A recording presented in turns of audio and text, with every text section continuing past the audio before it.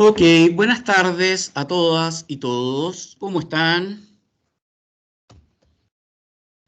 Buenas tardes, profe. Bien, ¿y usted cómo está? Buenas tardes, Camila, María Ignacia, Gabriela, y a todas y todos. Bueno, les contaré que en la ciudad que estoy yo, que estoy en Curicó, llueve mucho. Me imagino que en sus ciudades respectivas también puede que esté este frente de lluvia, ¿cierto? Con lo cual, durante la mañana hubo algunos problemas con la señal de internet, a veces se quedaba pegada. Así que les advierto eso, que a lo mejor nos puede pasar en algún momento durante la clase para que no nos asustemos, ¿ya? Eh, Ojalá que no nos pase, ¿cierto? Y bueno, recordar que la clase pasada estuvimos viendo el tema del estado del arte, que se refiere a que es una revisión de tipo documental, es un trabajo documental, ¿cierto? Que trabaja con textos de diferente procedencia, ¿ya? El estado del arte tiene esa particularidad, que trabaja con bases de datos, de estudios empíricos, ¿cierto? De estudios de investigación, trabaja con con libros, libros electrónicos, libros en físico, puede trabajar con resúmenes de congreso, con entrevistas, con videos, etcétera, etcétera. O sea, una multiplicidad de fuentes puede tener eh, el estado del arte, y su característica también, otra de las características, es que intenta entonces dar cuenta de qué es lo que se está hablando de un determinado tema en la actualidad, cómo se trabaja con ese tema en la actualidad, cuáles son las variables que se están considerando, ¿cierto? Y se trata de que sea un estado del arte eh, lo más actualizado posible, para saber entonces en qué va el estudio de una determinada variable o de un determinado fenómeno. Bueno, y veíamos algunas etapas del estado del arte, que había que hacerlo desde lo más teórico hasta llegar a los textos y extraer la información de los textos para luego entonces establecer un escrito acerca de esa temática. Ustedes ya tienen esa clase en la UCM virtual. También les colgué ahí un PDF que habla sobre el estado del arte, donde ustedes pueden ir aclarando algunos de los aspectos que no hayan quedado muy explícitos, ¿cierto? Que no se hayan resuelto en la clase pasada. La clase de hoy tiene dos partes. La primera parte será una clase en torno a las revisiones sistemáticas, ¿ya? Que son otra forma de revisión documental. Y vamos a ver de qué se trata la revisión sistemática, algunas ventajas que tiene ese tipo de trabajo. Y entonces, bueno, esa clase ustedes ya la tienen colgada en la UCM virtual, y también les puse algún material adicional en PDF de la revisión sistemática, ¿ya? Luego, en una segunda parte de esta clase, vamos a ver, yo les voy a comunicar la distribución de los grupos con sus respectivos docentes, ¿ya? Entonces, ahí lo vamos a ver. No fue nada fácil hacer la distribución, pero ahí llegué al final a una distribución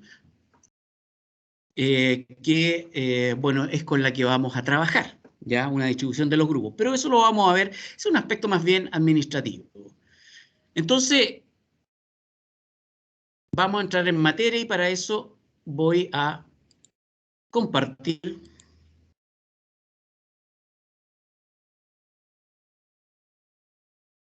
Voy a compartir este PPT, ¿cierto? Con las revisiones sistemáticas. Bueno, decíamos que la revisión sistemática es una de las formas de hacer un trabajo documental, ¿ya? Así como lo era el estado del arte, entonces las revisiones sistemáticas son una revisión documental. Vamos a ir viendo algunos detallitos. Entiendo que se ve bien y se escucha bien, ¿cierto? Sí, profe. Ya, gracias. Bueno, aquí, ¿qué es una revisión sistemática? Son estudios secundarios. Por ahí algunos de ustedes estuvieron en clases conmigo acerca de revisión de fuentes secundarias, ¿cierto? ¿Cuándo se habla de un estudio secundario? Cuando yo obtengo la información no de primera mano, sino que obtengo la información de trabajos ya hechos por otros. Entonces, una revisión sistemática son estudios secundarios que sintetizan la evidencia científica. Eso es lo que hace, sintetizar evidencia científica, o sea, va a trabajar solo con información que dé cuenta de investigaciones hechas. Entonces, mediante métodos explícitos y rigurosos, ¿cierto? Vamos a ser súper rigurosos. ¿Para qué? Para identificar los textos, para seleccionarlos posteriormente, para evaluar su pertinencia, su rigurosidad, para analizar y sintetizar los estudios empíricos que permitan responder a cuestiones específicas, que permitan responder, por ejemplo, a un objetivo general de una tesina, como la que estamos haciendo, ¿cierto? Como la que estamos cursando. Ustedes van a tener objetivos en esa tesina y ustedes van a hacer o un estado del arte o una revisión sistemática para responder a esos objetivos de la tesina. Y esos objetivos tendrán relación con algún tema en particular, ¿cierto? Que les haya ofrecido el docente o que sea un tema de interés de ustedes. Fundamentalmente, una revisión sistemática es un estudio teórico. Acá no hay recogida de datos empíricos, yo no voy al terreno, yo no voy al campo a recoger información, ¿ya? Yo no paso cuestionarios ni test, sino que trabajo solo con documentos. En específico, la revisión sistemática trabaja preferentemente con bases de datos con paper empíricos o paper de ensayos, pero son papers científicos, ¿ya? No trabaja con otro tipo de fuentes, libros, tesis, congresos, videos, entrevistas, no. Eso lo trabaja el estado del arte. Acá entonces yo trabajo solamente con textos y textos que dicen relación preferentemente con investigaciones empíricas. Las revisiones sistemáticas, dice después, son un recurso y herramienta metodológica de investigación, ¿cierto? Esta es una investigación bibliográfica que ofrece la posibilidad de estar informados y actualizados, ¿ya? Informados y actualizados. Nos informamos de las investigaciones y de cuáles investigaciones de los últimos años, ¿ya? Por ejemplo, en la tesina nosotros sugerimos, ¿cierto? Y en la instrucción también para los profesores, que hagamos una revisión o un estado del arte de los últimos 5 años, de lo que se ha escrito y se ha investigado en los últimos 5 años. Entonces, para que estemos actualizados. Y esto, dice después, sin tener que invertir tanto tiempo y recursos para facilitar la toma de decisiones y la práctica basada en mejores pruebas o evidencia científica de manera racional. O sea, ustedes después de hacer una revisión sistemática han podido identificar las principales investigaciones en torno a un tema, las más actualizadas en torno a un tema, y pueden tomar una decisión hace una línea de intervención, intervenir en un tema, ya no solamente hacer la investigación bibliográfica de ese tema, sino que intervenir, generar un programa, generar una estrategia de acción, y entonces de una manera relativamente rápida, ¿cierto? Rigurosa, yo revisé lo que existía en la literatura científica, en los papers, en las bases de datos que acumulan, ¿cierto? Los papers, los revisé y ahí puedo tomar alguna decisión respecto de ese tema.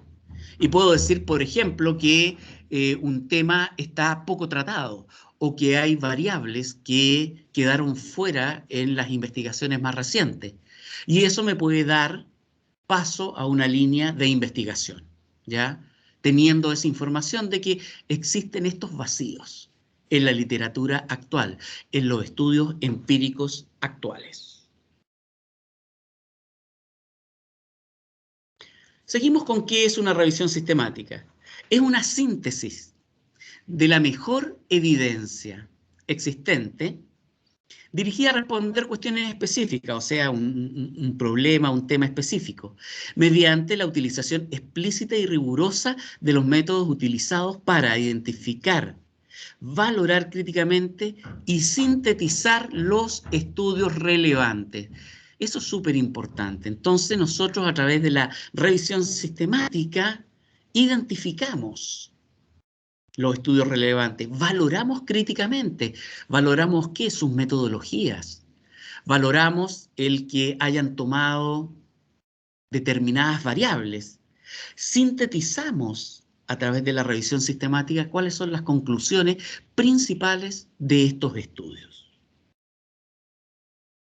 Las revisiones sistemáticas utilizan estrategias de investigación científica para disminuir sesgo existente en las revisiones más tradicionales de la literatura, ¿cierto? Entonces yo voy hacia las fuentes de investigaciones empíricas y veo entonces en esos textos, no en cualquier texto, en esos textos que ya han pasado filtros, porque están integrados a una base de datos, entonces se supone que fueron publicados y que se les exigió a esas publicaciones una serie de requisitos.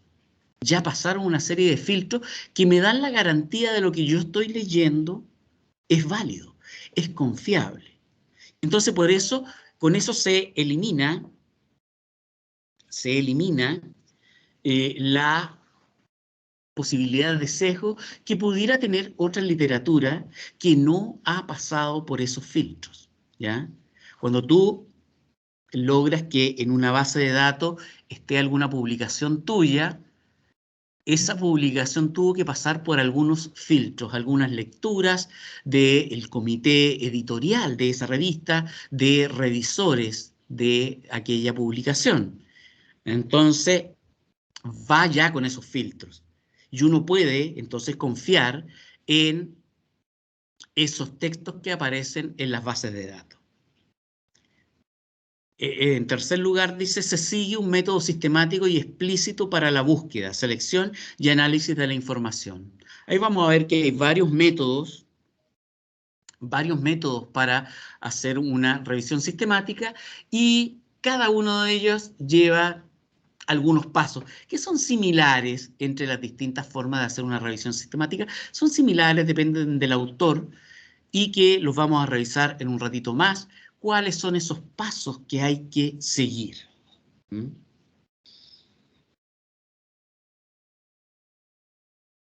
Finalmente, otro autor dice que una revisión sistemática es una manera de evaluar e interpretar toda la investigación disponible. Ojo, acá es toda la investigación.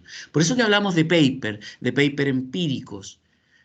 Toda la investigación disponible. O sea, no es cualquier literatura. Yo no puedo tomar un libro que no es una investigación. A lo mejor te desarrolla muy bien un tema, pero no es una investigación donde se extrajeron datos. La revisión sistemática nos exige, entonces, evaluar e interpretar la la investigación disponible, los datos disponibles, ¿ah?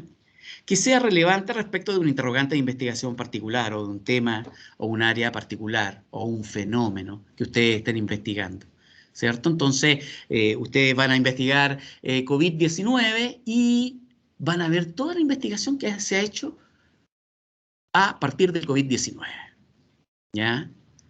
No van a consultar con una revisión sistemática un libro sobre el COVID-19, a no ser que sea un libro en que tiene investigaciones incluidas.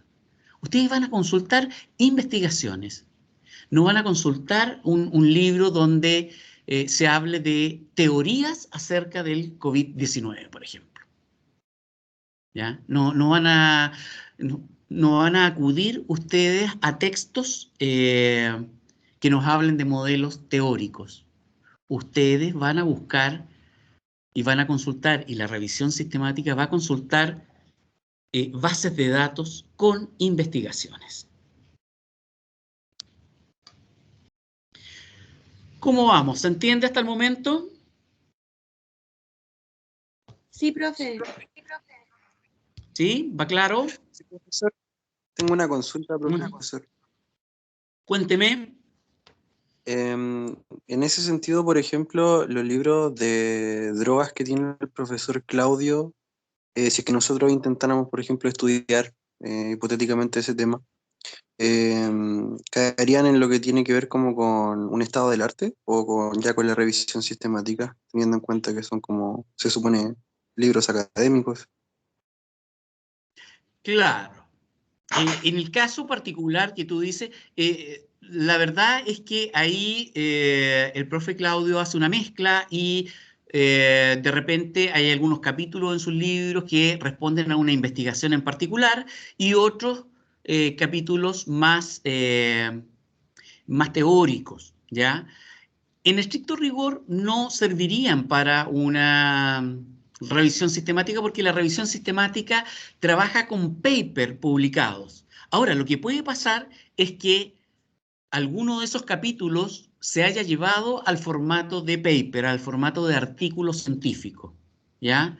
Y entonces, de capítulo de libro se pasó a el formato de artículo científico. Y en ese caso sí se puede ocupar el artículo científico, ¿ya? No sé si te Sí, aclaro o te oscurezco con eso. sí. No, me Ya, aclara, muchas perfecto. gracias. Ya. ¿Alguna otra duda o seguimos avanzando? Seguimos. ¿Por qué se realiza una revisión sistemática? Algo ya hemos hablado. Esa señala aquí que la mayoría de las investigaciones comienzan con algún tipo de revisión de la literatura existente. Algunos le llaman marco teórico para una investigación, como lo veíamos en la clase pasada. Algunos llaman o ocupan estado del arte y otros ocupan la revisión sistemática. Dice, es una ejecución rigurosa e imparcial para que tenga valor científico, ¿cierto? Yo no voy a elegir solo los libros que me agradan, de los autores que me agradan, sino que yo voy a escoger los textos científicos, los textos empíricos, de investigación empírica, que se han realizado lo más actualizado posible. No solamente los autores que a mí me interesan, sino que yo voy a hacer un barrido, una revisión de todos los papers que hasta la fecha se han, desde una determinada fecha hasta la fecha, ¿cierto? En un rango de años que se han publicado en torno a una temática, ¿ya? Uno sería imposible revisar todos los textos que se han escrito en torno a un tema, o todos los papers que se han escrito en torno a un tema. Ustedes pueden hacer la prueba de poner un tema en las bases de datos, ¿cierto? En la búsqueda para las bases de datos, y resulta que ahí van a encontrar miles de textos, miles de papers. Entonces siempre hay que filtrar.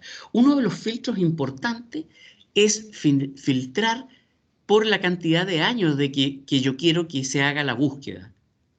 Como les decía yo delante, nosotros utilizamos los últimos 5 años. A veces en temas sumamente específicos, pudiéramos ampliar el rango porque encontramos poca literatura, ¿ya? Es cuando un tema es demasiado específico. Y buscamos en las bases de datos y hay muy pocos textos, hay muy poca investigación. Entonces ahí ampliamos un poco y de 5 años nos vamos a los 10 años, a los 10 últimos años, para ampliar nuestra búsqueda. Después dice, la revisión sistemática permite algo que hemos dicho, ¿cierto? Identificar, evaluar, interpretar y sintetizar todas las investigaciones existentes relevantes en un tema de interés particular. ¿Ya? En un tema particular, entonces, ustedes o sus profesores, o en conjunto, que es lo ideal, en conjunto con sus profesores, eligen una línea temática y ahí entonces identifican, evalúan, interpretan y sintetizan las investigaciones existentes, ojalá de los últimos 5 años. Siempre, y esa es la cuarta idea, siempre se debe plantear una pregunta de investigación, los objetivos, si hay supuestos, si hay hipótesis. Pero sobre todo lo que no tiene que faltar es una pregunta de investigación y sus objetivos. De ahí partimos. Cuando ustedes, por ejemplo, hagan el proyecto de tesina junto con su profesor guía, tienen que desarrollar una pregunta de investigación al menos, y que es el problema de investigación, y los objetivos. ¿Qué objetivos va a tener esta revisión sistemática? Por ejemplo, un objetivo puede ser describir el uso de drogas legales e ilegales en jóvenes en Latinoamérica. ¿Ya? Entonces, yo ahí ya tengo mi pregunta de investigación, lo transformo en objetivo, ¿ya? Y hago la búsqueda en función de esa idea. ¿Por qué realizar una revisión sistemática? Uno, para resumir la evidencia existente concerniente a una tecnología o a un tema en específico, a un área temática en específico. ¿Ya? No solamente la tecnología, sino que a una temática. Entonces yo con la revisión sistemática logro resumir esa evidencia. También otra razón es que permite identificar algún vacío en la investigación actual, con el objeto de sugerir áreas de investigación, ¿ya? A futuro. Entonces yo, luego de hacer mi revisión sistemática, me doy cuenta que hay algún aspecto no abordado en las investigaciones de los últimos 5 años. Y ahí puede nacer entonces una investigación de parte mía. Y también la revisión sistemática provee un marco de trabajo y los antecedentes necesarios con el objeto de posicionar nuevas actividades de investigación. Entonces yo genero una cantidad importante de evidencias de antecedentes, ¿cierto? Para entonces hacer la actividad investigativa. Yo, después de hacer entonces una revisión sistemática, puedo generar una investigación empírica con toma de datos en terreno, todo aquello, como ustedes lo conocen, ¿cierto? A partir de esa revisión sistemática que uno hizo.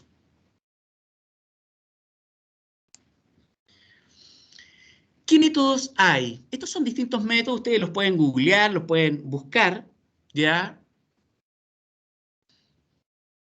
La colaboración Cochrane, que es un manual, ¿cierto?, para hacer revisiones sistemáticas. La colaboración Campbell, que también es un manual. La declaración Prisma, que esta es una de las más usadas, ¿ya? Entonces ustedes pueden poner y googlear, ¿cierto?, método Prisma, revisiones sistemáticas y les va a salir material acerca de eso, ¿ya?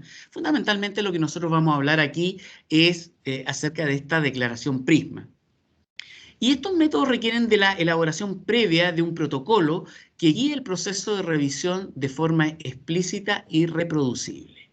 Entonces uno, en estas revisiones, sea Campbell, Cochrane o Prisma, tiene que establecer un protocolo de qué pasos va a ir siguiendo y qué resultados va obteniendo en cada paso de esta investigación documental. Cada paso se va registrando. Por ejemplo, lo vamos a ver después concretamente, pero por ejemplo, yo puse en mi buscador en la base de datos un par de palabras, ¿ya? Y ahí me salió una cantidad X de paper. Supongamos que me salieron 100 papers, ¿ya? Busqué en la base de datos 1, después busco en otra base de datos y me salen 80 papers en relación a esas dos palabras de búsqueda que puse, ¿ya? Yo podría creer, por ejemplo, que tengo 180 papers, pero muchos están repetidos en una base y en la otra. Entonces, cuando yo voy haciendo este protocolo de búsqueda de información, debo anotar que inicialmente partí con 180 textos, pero que luego se eliminaron 40 porque se repetían en una base y en la otra. Entonces me quedé con menos texto. Luego también se eliminaron por algún otro factor, por ejemplo, factor de calidad. Tú vas y miras la metodología del paper y tú te das cuenta que no es muy rigurosa la metodología o que es confusa las conclusiones a las que llega el paper y en realidad no te sirve. Entonces tú vas anotando cada paso de por qué eliges un texto y por qué rechazas otro. ¿Cuáles son tus criterios de inclusión de los textos y cuáles son los criterios de exclusión para tu trabajo? ¿Mm?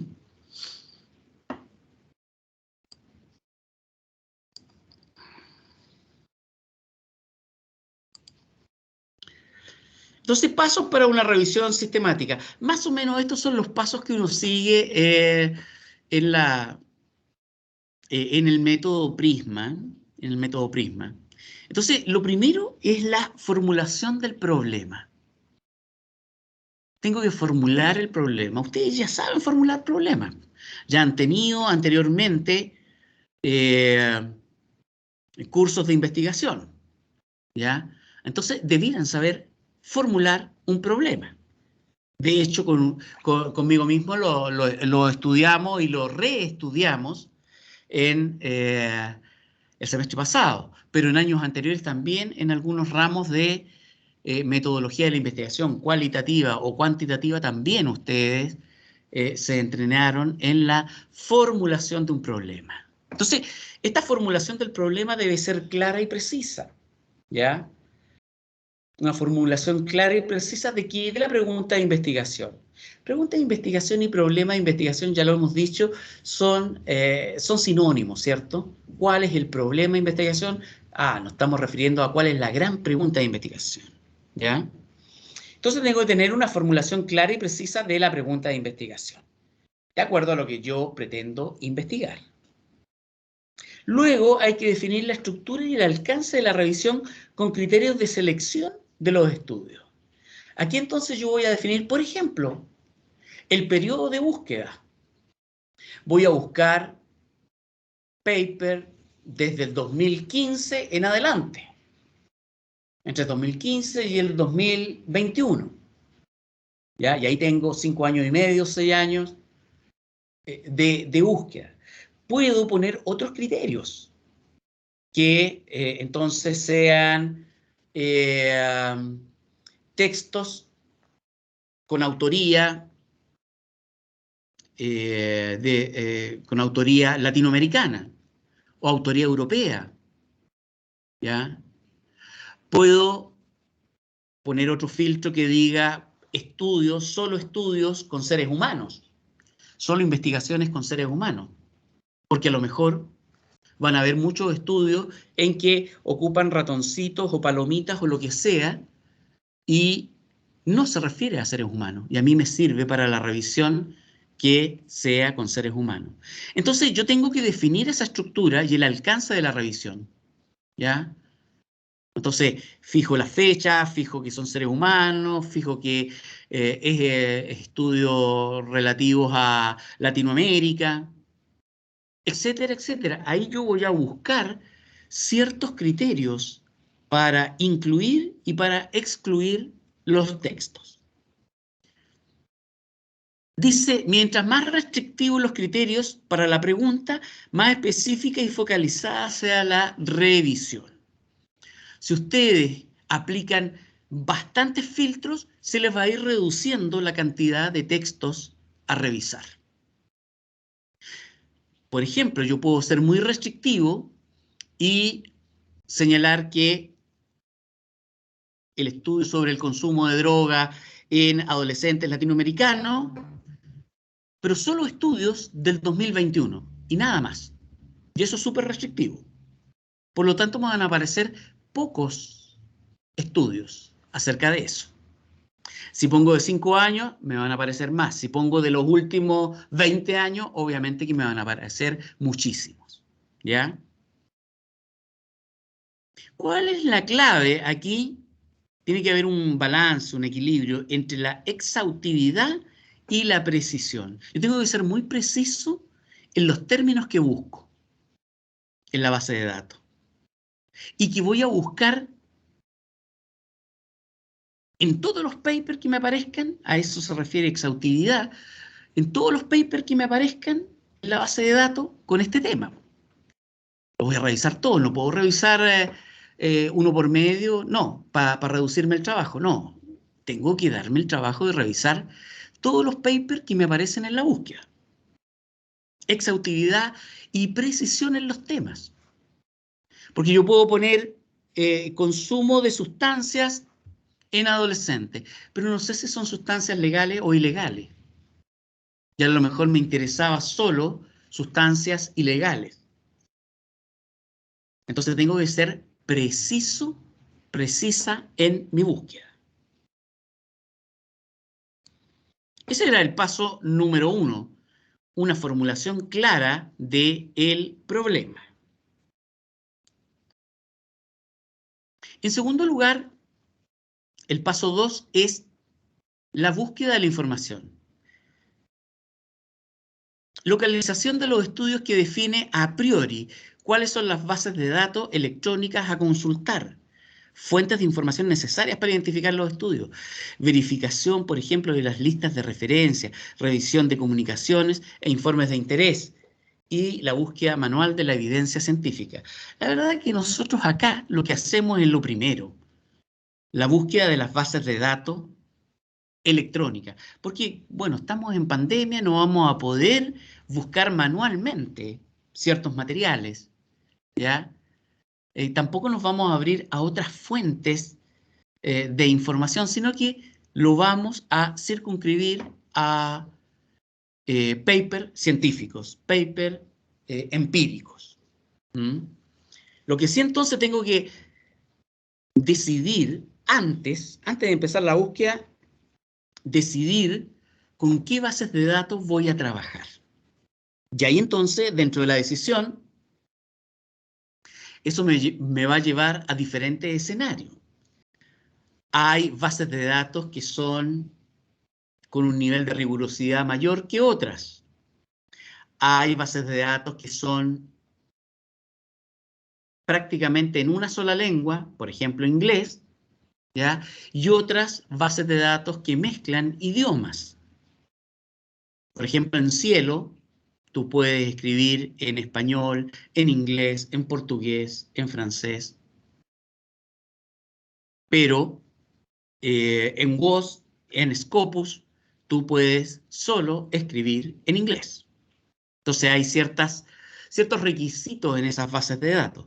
Yo tengo que entonces informarme un poco de qué bases de datos vamos a usar para nuestra búsqueda y entonces ahí ver en qué idioma están, qué voy a hacer si, por ejemplo, está toda la literatura en inglés, sabemos inglés todos los del grupo, o hay una persona que sabe más inglés, o voy a tener que meter toda la información en algún traductor, que también se puede hacer eso, ¿cierto? Un poquito más lento, pero se hace. Entonces, ese es el segundo paso. ¿De dónde voy a sacar la información? ¿Ya? ¿De qué bases de datos? Bueno, y ahí puedo recurrir a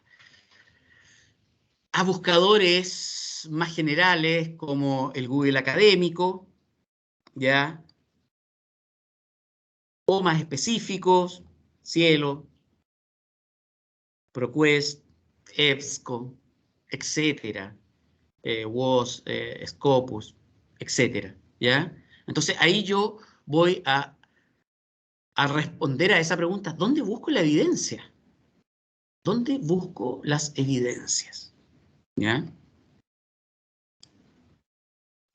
Ustedes, ¿cómo? Me imagino que ya han usado bases de datos, ¿cierto? A esta altura de la carrera, han tenido que usar bases de datos y entonces es fácil, te metes al sitio de la... te metes al sitio de la biblioteca y entonces ahí buscas el botón de bases de datos y ahí te aparece eh, un abecedario, ¿cierto? Están ordenadas por orden alfabético las bases de datos y tú, por ejemplo, pones ya eh, la S, ¿ya? Porque quieres buscar Scopus o quieres buscar cielo, ¿cierto? S cielo. Entonces tú apretas, tan sencillamente, disculpen que sea tan gráfico, apretas la letra S y ahí te van a aparecer de cuáles bases de datos dispone el sistema de biblioteca de la Católica del Maule, ¿ya? Y ahí te va a aparecer, por ejemplo, Scopus. Pincha en Scopus y ya tú puedes empezar a ingresar lo que quieres de la base de datos. Te va a preguntar si quieres artículos, si quieres libros, si quieres otro tipo de documento, tú pones artículos, ¿ya? Pones las palabras claves que quieres tú que se combinen o que busquen, ¿ya? Y ahí te va a ir apareciendo una cantidad de paper importante, ¿ya? Como les digo, si tu búsqueda la haces muy en general o con palabras muy, muy generales, te van a aparecer muchos papers. Si no, te van a aparecer menos, va a ser más específica tu búsqueda. Eso va a tener que ver con la precisión que tú hagas tu búsqueda, ¿ya? Eh, no sé, pues si yo busco, por ejemplo, la palabra personalidad en la base de datos, me van a aparecer millones de textos que hablan sobre personalidad. Sin embargo, si yo soy más específico y pongo trastornos de la personalidad producto del confinamiento en pandemia, crucé una serie de variables ahí y me van a aparecer muy poquitos textos en que me aparezcan todas esas variables, ¿ya? Entonces, siempre hay que planificar la búsqueda. ¿Cómo y dónde es que yo voy a buscar los términos?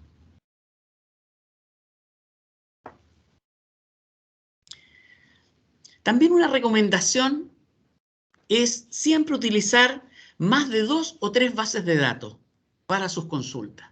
Porque algunas bases de datos son muy restrictivas. Hay bases de datos que solo, como yo decía, solo te permite buscar en inglés investigaciones que están escritas en idioma inglés. Pero tú también querías acceder a investigaciones escritas por latinoamericanos en Latinoamérica. Entonces a lo mejor vas a tener que acudir a otras bases de datos. Siempre se aconseja entonces usar 2 o 3 bases de datos. Hay que tener el cuidado que un paper a lo mejor estuvo publicado en una base de datos y también está en otra base de datos. Entonces ahí hay duplicaciones. Hay que definir una estrategia de búsqueda, ¿ya? En la revisión sistemática. ¿Cómo voy a combinar los términos, ¿ah?, que se va a llevar a cabo en las diferentes bases de datos electrónicas? Siempre, por ejemplo, si busco en una base de datos, utilicé determinados términos, determinados descriptores, en la otra base de datos uso los mismos. No es que en una base de datos uso un descriptor y en la otra base de datos uso otros, ¿ya? Sino que voy a utilizar términos en común a las bases de datos, ¿ya? El mismo término en las 3 bases de datos que consulté, ¿ya? Porque si no, puedo estar perdiendo información, ¿ah?, si voy cambiando de los términos o los descriptores con los cuales estoy buscando yo la información. Bueno, y también, partiendo de la base de la pregunta de investigación, ¿cierto?, ver cuáles son los componentes básicos de la pregunta de investigación, ¿ya? Al lenguaje de las bases de datos que se harán en la búsqueda. Entonces yo trato de ver mi problema de investigación y lo llevo entonces a mi búsqueda, a los términos cómo se usan en las búsquedas en base de datos. Por ejemplo, ¿qué descriptores voy a usar? Términos o palabras claves, ¿cierto? Son los descriptores. ¿Cuáles son los operadores? And, or, not, next, ¿ya? Que es distinto buscar con and o con or, que son los más usados. Por ejemplo, si yo digo, estoy buscando resiliencia and drogas, me va a buscar esos 2 términos asociados. Sin embargo, si yo pongo resiliencia or drogas, me va a buscar cualquiera de esos 2 términos, pero no necesariamente asociadas las 2 variables, resiliencia y droga. Entonces, ahí hay que tener muy claro qué es lo que quiero yo buscar. Que estén asociadas las variables o que sean variables que se pueden tratar de una manera independiente. Entonces hay que tener cuidado con esa búsqueda. Finalmente, la cuarta idea dice los campos específicos a ir registrando. Tú entonces encuentras un paper y tienes que registrarlo, armarte una planilla, ¿cierto?, donde vaya el título del paper, donde vaya el resumen, el abstract, el autor, la revista, la fecha de publicación, qué tipo de estudio es. ¿Es un estudio empírico? ¿Es un ensayo? ¿Es un estudio clínico? ¿Qué es lo que es? El tipo de publicación. ¿Es una revista académica? ¿Es una revista de divulgación general? ¿En qué idioma está escrito? ¿En inglés, en francés, alemán, español, portugués? ¿Cuál es la edad de la población, por ejemplo, que me está interesando o que trata el paper, ¿ya? Para ver si coincide con lo que yo estoy buscando. A lo mejor yo quería adolescente, pero me está hablando el paper de el uso de drogas en adultos. Entonces, a lo mejor no me sirve del todo ese paper. Lo puedo dejar un poquito al lado en reserva, ¿ya? Pero no lo desecho, no lo borro inmediatamente, porque a lo mejor algo de ese paper me puede servir. ¿Mm? Entonces voy determinando y voy registrando. Entonces me hago una planilla, puede ser una planilla Excel, ¿cierto?, con toda esta información. Esta información que el sitio de la base de datos se los va a entregar, ¿eh? Se los entrega esto. ¿Mm? Un tercer paso. Hay que preseleccionar las referencias, la selección de los estudios incluidos. Entonces, una vez realizadas las búsquedas de las distintas fuentes de información, en las distintas bases de datos, y aquí se le sugiere al menos 2 revisores, 2 personas del grupo, procederán de forma independiente a seleccionar las referencias por los títulos y resúmenes para preseleccionar las referencias potencialmente relevantes según los criterios de inclusión. Entonces ustedes tienen, no sé, 50 textos que han preseleccionado. Y lo que pueden hacer es que 2 personas del equipo lean esa selección, ¿cierto? Y a su vez hagan una selección definitiva leyendo los resúmenes. Y entonces los que coinciden a lo mejor son, los que coinciden en esta selección a lo mejor son los que ustedes pueden incluir definitivamente en la revisión sistemática. Y a lo mejor puede pasar que uno de los revisores o los dos digan, no, sabes que este texto no nos aporta nada. O un revisor diga que sí le aporta y otro diga que no le aporta. Entonces ahí tienen que discutir, tienen que conversar, ¿ya? Y ahí se conversa colectivamente, se conversa en el grupo. Entonces hay que ir evaluando si nos sirve o no nos sirven los textos que van apareciendo en la búsqueda. El cuarto paso, hay que hacer una lectura crítica y evaluación de riesgo de sesgo en los estudios incluidos. Hay que ver cuál es la calidad entonces del paper. Entonces uno puede leer cuál es la validez metodológica del estudio. ¿Está metodológicamente bien hecho? Valorar la precisión y el alcance del análisis de los resultados. ¿El análisis hecho en este paper es correcto? ¿Se analizó correctamente? ¿O tiene deficiencias? También una lectura crítica con relación a la aplicabilidad de los resultados y las conclusiones del estudio, ¿ya? Ver entonces, ¿es aplicable la información que surge de este estudio? ¿Es relevante la información? ¿Las conclusiones que tienen son relevantes o no son relevantes para la psicología, para nuestra disciplina, para la sociedad? Entonces, bueno, esta calidad y validez depende mucho de si fueron o no los papers rigurosos en su metodología, rigurosos en el análisis de los resultados. ¿Mm? Ese es el cuarto paso. Quinto paso, la extracción de datos. Entonces ahora yo ya no me estoy leyendo ni los resúmenes ni algo eh, eh, muy superficial, sino que me meto en los textos ya escogidos y empiezo a extraer la información de ahí. Entonces implica la recogida de la información más relevante de cada artículo. Me leo completo el artículo que ya estaba previamente seleccionado. Ojo, ojo aquí. Las bases de datos te van a preguntar si quieres, como filtro, quieres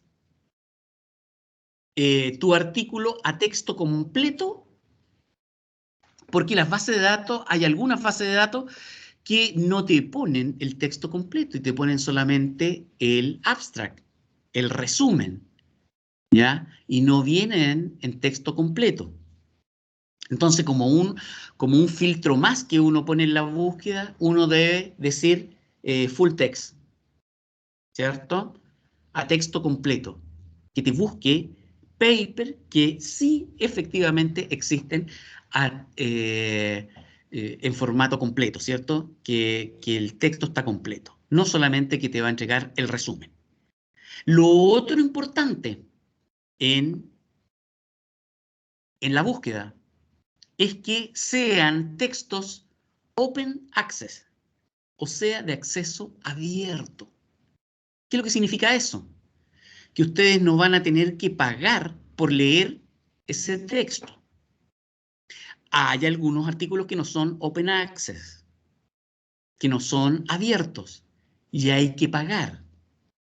¿Cuánto hay que pagar? A veces $100, o sea, casi 80.000 pesos, a veces $500, por leerlo solamente, por tener derecho a leer el texto. Entonces, yo siempre recomiendo, oye, no hagamos negocio de la ciencia, no hagamos un comercio de la ciencia y busquen open access. O sea, los papers que tienen acceso abierto, ¿ya? que permiten la lectura abierta, sin pagar. ¿Mm? Ojo con eso, ¿ah? Ojo con eso. Entonces, con esos filtros, algunos textos le van a ir quedando afuera, porque o no eran full text o no eran open access.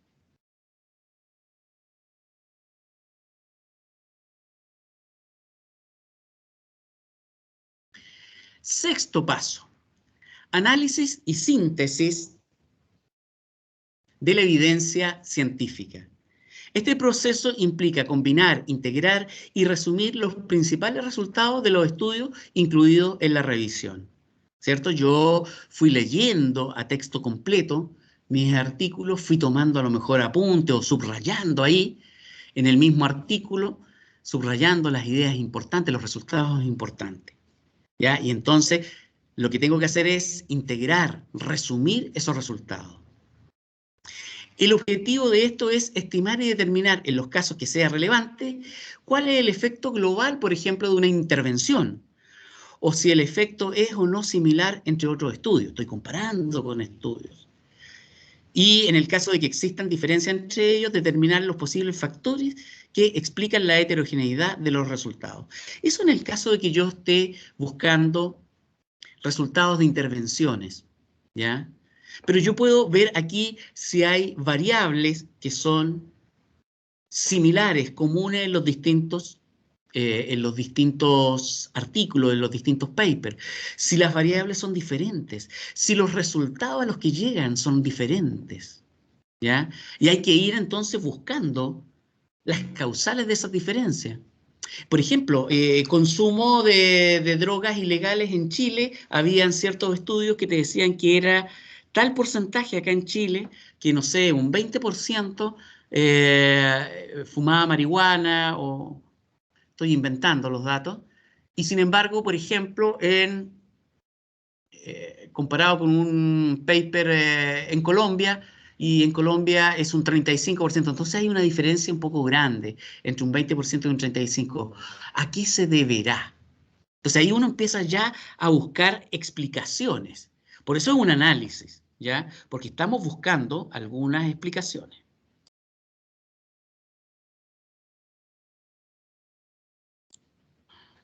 Séptimo paso. Interpretación de los resultados en la revisión sistemática, ¿cierto? El objetivo de una revisión sistemática es facilitar el proceso de toma de decisiones basado en pruebas científicas. Entonces yo voy a hacer una exposición clara de los hallazgos, una discusión reflexiva, voy a reflexionar acerca de los hallazgos, ¿ya? Y luego voy a presentar adecuadamente mis conclusiones. Entonces es el momento de la interpretación de los resultados. ¿Qué significará que en Colombia se fume más marihuana que en Chile? ¿Habrá facilidad de acceso? ¿Habrá una cuestión cultural? ¿Cuál es la variable que está a la base de esto? Y eso entonces tengo que buscarlo en mi revisión sistemática. Llegar a respuestas. ¿Mm? Ese es el séptimo y último paso. Con eso ya tú ya tienes hecha tu revisión y ya concluiste, ¿ya? En el fondo, entonces, ahí tú, por ejemplo, tú tendrías hecha, si llegaste al capítulo de las conclusiones, tendrías hecha tu tesina. Para la tesina hay que seguir todos estos pasos, ¿eh? Todos estos pasos.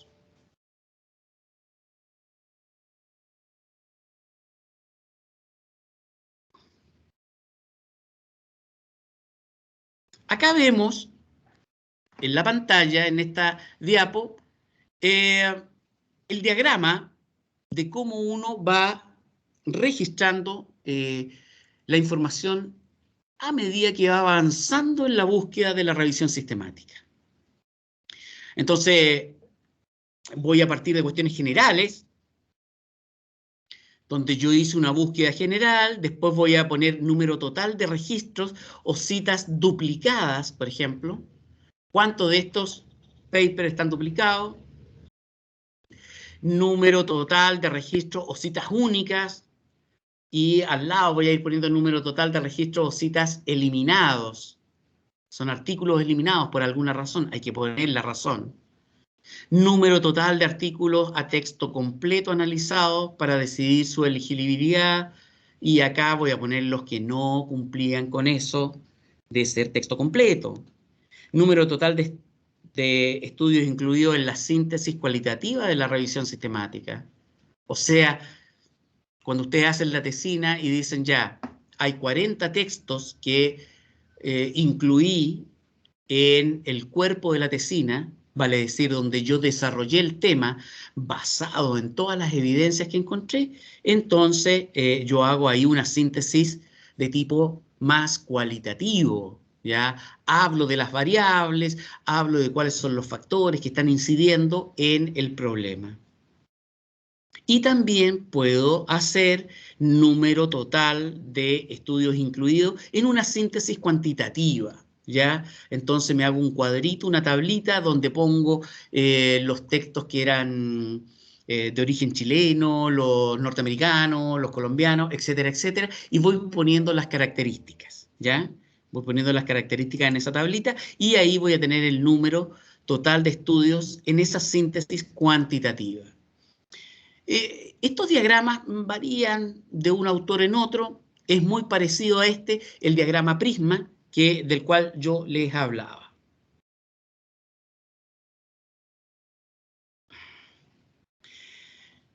En síntesis, pudiéramos decir que una revisión sistemática tiene 3 grandes etapas. La planificación de la revisión, donde yo identifico la necesidad de revisión. Ahí va el problema, ¿cierto? Defino un protocolo de búsqueda.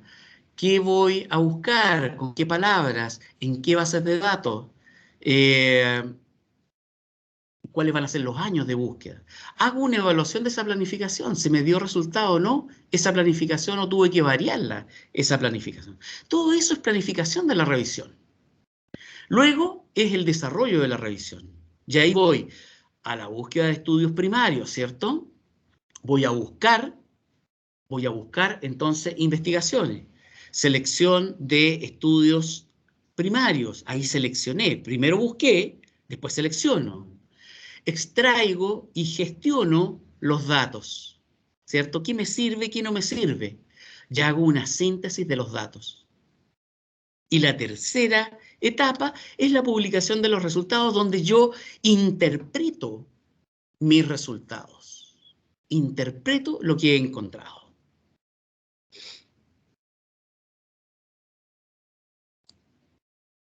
Como conclusiones, la revisión sistemática requiere de un análisis superior que las revisiones de la literatura convencional, ¿ya?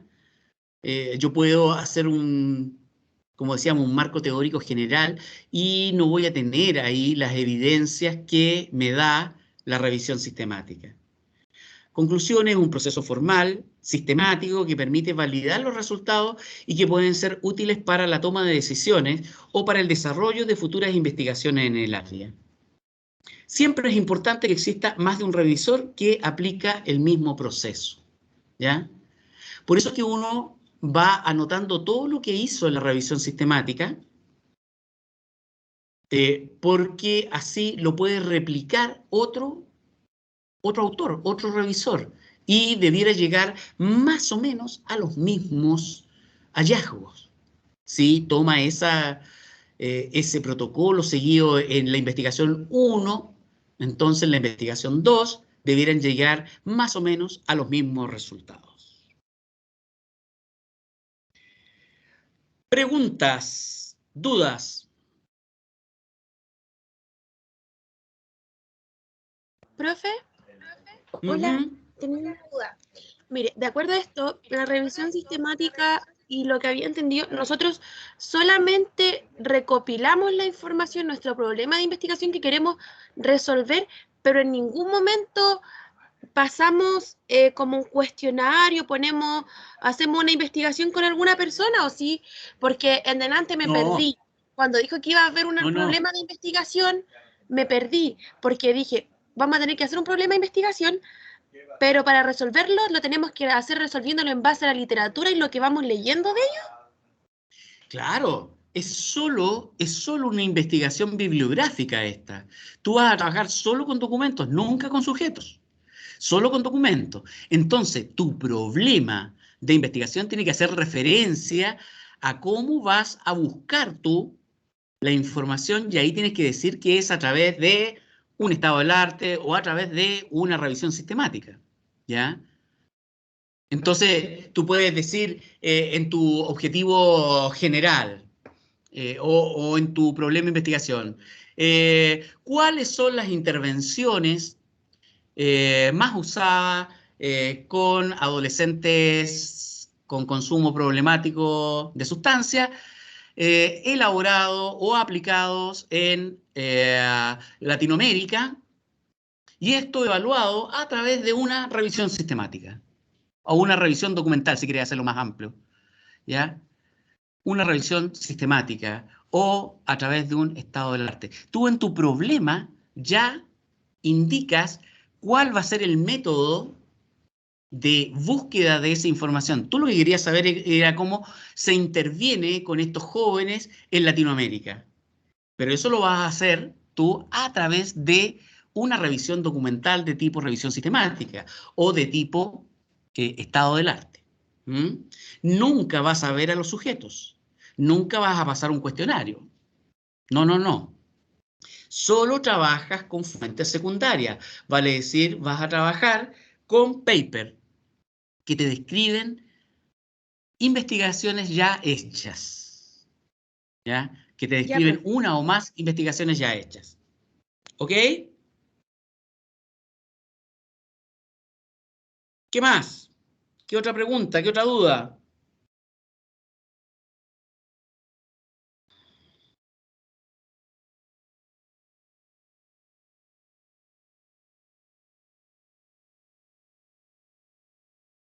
¿No? ¿No hay dudas?